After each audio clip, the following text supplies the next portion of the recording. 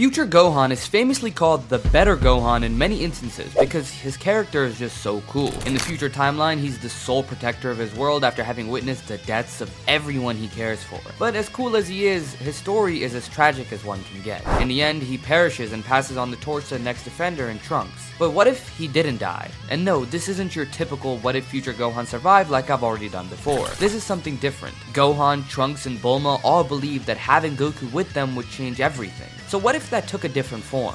What if Future Goku stepped in? What if Goku saved Gohan from the androids? Let's get into it. As we know, Goku in the future died of the heart virus before the androids even arrived. But by this point, he knew us in transmission, and there's absolutely no reason he wouldn't be training on King Kai's planet. Which just begs the question, why was there no communication between him and Gohan? Especially when the others were also killed. Future Goku doesn't look as great of a guy when you take into account everything he could have possibly done. And you may be wondering what that is exactly. Well, people that are extremely good, like Goku, people that save the Earth from threats like Frieza and Cell, get to keep their bodies in the afterlife. And they also get special perks that include returning to Earth for one full day. Gohan had a perfect excuse to not be able to get as strong as possible. The androids were constantly killing people and he was their only protector, so he had to rush in and help, never really getting the chance to get significantly stronger, especially because he also had to worry about saving Trunks. Goku, on the other hand, is in the other world and dead for over a decade. I think it would be stupid to believe that he wouldn't, at absolute minimum, master Super Saiyan. When he would check in on Earth and see that Gohan nearly died, having lost his arm and just barely scraping by, he would request his day with fortune teller Baba. It just so happens that he caught Gohan on the day he was going to die. As he knocks out Trunks, Gohan goes to face the androids and takes them on alone. Literally handicapped in every way possible, Gohan would try his absolute best to fight,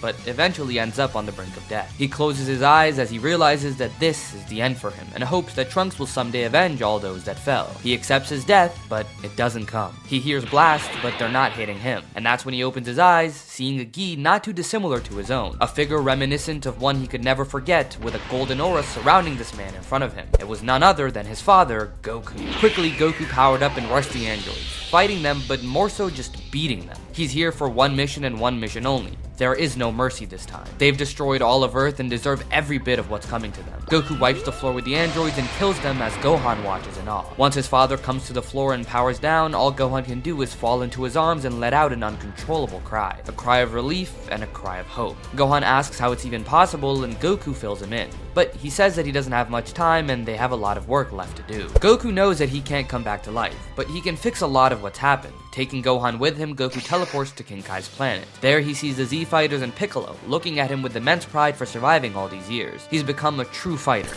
It's a heartfelt reunion, but one cut off by the mission Goku is there to accomplish. He tells King Kai to point him in the direction of New Namek, and he takes Gohan with him. Upon arriving, he meets up with Elder Muri, and the Namekian remembers him as the Saiyan who saved them from Frieza all those years ago. Muri is more than happy to provide Goku with whatever he needs. The first of which are the wishes from Porunga, who has been upgraded to revive multiple people at once. Goku first wishes for all those that died at the hands of the androids to be brought back to life. This brings back the Z Fighters and all the other humans who perished. Now before you comment that he can't do that, Porunga has never been stated to have that restriction like Shenron. Shenron's 1-year limit is also highly debated, as it could be interpreted to mean that he can't revive large groups of people that were killed over 1 year ago. But it could go either way. Porunga, on the other hand, has never been asked to revive someone who was killed more than a year ago, so we don't actually know if he can do it. I like to think he can though, because he is generally just more powerful than Shenron. Even after Shenron was upgraded by Dende, if a wish like reviving a large group of people who were killed less than a year ago is made, he would no longer be able to grant 3 wishes, only 2. This is something that doesn't affect Porunga, as he can grant 3 wishes of any magnitude at any point.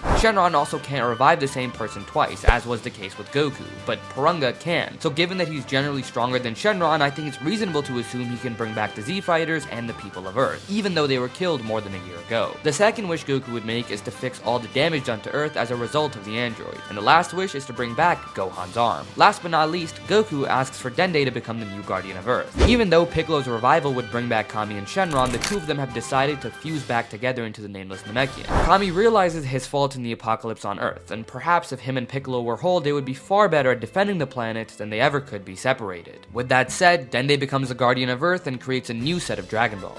Gohan couldn't be happier seeing all his friends back, and Trunks finally getting to meet his father. Goku just has one last gift to give Gohan before he can leave, and that is a gift of power. He shows off off Super Saiyan Grade 4, telling Gohan that he needs to train, and he needs to unlock the evolution of Super Saiyan if he wants to defend the planet. He reveals the Room of Spirit and Time for Gohan to use if he ever needs it, and with that, Gohan hugs his father once more, promising that he'll never need to be bailed out again, thanking him for all that he's done, and this is the last time that Goku will ever be on Earth. Now, it goes without saying that this Gohan is completely different from present Gohan. Even though the world is at peace and Goku is dead, he knows the pain of losing everyone he ever loved. Gohan would never stop training, and he would train with Piccolo, with Vegeta, with whoever he has to get as strong as possible. Trunks would still be under his mentorship, now alongside Vegeta as well. Together they would help him unlock Super Saiyan after years of training. However, all is not well as Cell still lingers. A disturbance that Piccolo would notice as the Kami inside of him is uneasy. Piccolo would be the first to face Cell in the streets of West City, seeing him suck the life out of many civilians to fuel his own power. Piccolo is taken aback, sensing himself inside Cell alongside Goku and Vegeta. Cell isn't as strong as Piccolo, but he's able to get a hold of him in the midst of their fight, absorbing more energy. The sudden fall of Piccolo's energy leads Gohan, Vegeta, and Trunks to immediately fly over to his location, which Cell would sense. He escapes before it becomes too much for him to handle. Luckily, there are no androids for Cell to absorb, so he is stuck as his imperfect state permanently. Once he rears his head again, it isn't Piccolo that goes to face him, it's Gohan. Staring the bio-android down, Gohan tells him that he's harmed his last victim, and this is his last day on Earth. Powering up into Super Saiyan 2, Gohan charges towards Cell, punching him miles away. He blasts him to a wasteland where multiple more blows lead to him getting dazed. Gohan powers up a Kamehameha, firing it with full force and blowing Cell to bits. He hopes with everything in him that Cell is the last of what he'll have to deal with when it comes to the androids. With that threat taken care of, we now move on to Majin Buu. Originally in the future timeline, which is actually now the main timeline because there is no time travel, Shin went out and got Trunks to train under him. This time he would scout out the strongest fighter he can find, and that fighter would be Son Gohan. He would take Gohan to train on his world with the Z-Sword, and since this is the Kai's world, it's a place Goku can teleport to even while he's dead. We saw Goku teleport to Shin's world in the original Buu saga after his day on the living world was over, so that just proves that he can do it here. When sensing Gohan's immense power in Super Saiyan 2, Goku would get excited and teleport over wanting to spar with his son. Surprised to see his father again, Gohan would be more than happy to indulge the fight. The two would fight in Super Saiyan 2, shaking Shin's planet, but it's clear to Goku that Gohan is holding back. To make him go all out, he powers up into the newly unlocked Super Saiyan 3. This new transformation would shock Gohan, but he smirks, powering up as much as he possibly can, and even in Super Saiyan 2, he matches Goku's power. They would continue their fight, and Gohan is not only a powerhouse, but he completely matches Goku in skill. Eventually, Goku would lose the Super Saiyan 3 form and would have to yield the fight. This would also lead to the eventual testing of the Z-Sword that would cause Old Kai to be released, and we all know that leads to Gohan getting his potential unlocked. When Shin finally senses Babidi and Deborah making their move, he takes Gohan and arrives at the scene of the battle. Powerful as can be and determined to protect Earth more than ever, Gohan quickly charges at Deborah. Aside from Goku, he's never faced an opponent this powerful, and Deborah is rather impressive, especially when he nearly turns Gohan into stone. But his power doesn't compare to Gohan's, and soon it's proven when the Half Saiyan obliterates him in front of Babidi. The wizard is not able to revive Majin Buu and dies at the hands of the Supreme Kai. Now, this might not be common knowledge, but in the time that the androids were on Earth ravaging it, in the future timeline, not only was that long enough for Babidi to make his move, but also for Beerus to arrive in the main timeline. So the future timeline is delayed in terms of Babidi, but it doesn't apply to Beerus. He specifically has to wake up 39 years after he slept, and the running theory is that he went to fight Broly because every Saiyan except for Gohan would have been dead. Broly would have been the better prospect, so Beerus would have fought him and went back to sleep after that fight. So he doesn't show up on King Kai's planet to fight Goku or show up on Earth to destroy it. This means that we don't get introduced to a plethora of new things, including the levels of Super Saiyan God. Without mortals to meddle with godly powers and them never participating in the Universe 6 tournament, Zamasu would never form the Zero Mortal plan because he never saw Goku on God 2.